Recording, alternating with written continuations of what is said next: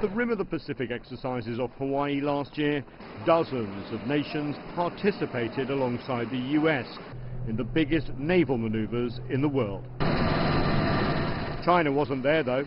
After participating in 2 previous exercises, Washington disinvited China over South China Sea tensions. And while military ties continue to exist at the staff level, Washington's decision not to send ships to Qingdao signals a suspension in naval exercises with China.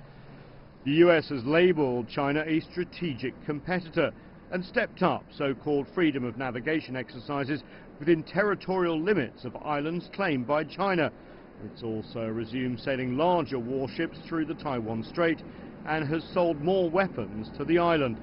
Senator Brown, Senator Manchin. Addressing a US Senate panel in February, the head of the US Indo-Pacific Command called the People's Liberation Army the principal threat to US interests and US citizens. China represents our greatest long-term strategic threat to a free and open Indo-Pacific and to the United States.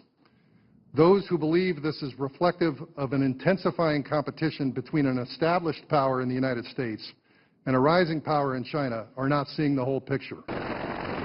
Despite spending more on defense than any other nation by far, US Indo-Pacific Command is pushing for more ships and newer aircraft carriers.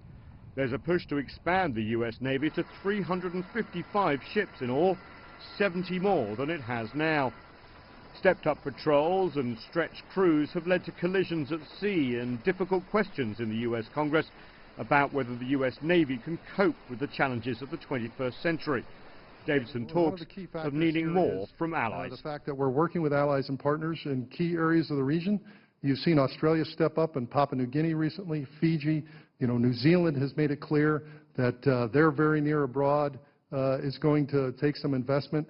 But there is a reluctance on the part of Australia, India and other powers in the region to join with the US in its more confrontational approach towards China in the Pacific. And many of these powers are actually sending their ships to Qingdao to participate in exercises and the 70th anniversary celebrations. Nathan King, CGTN, Washington.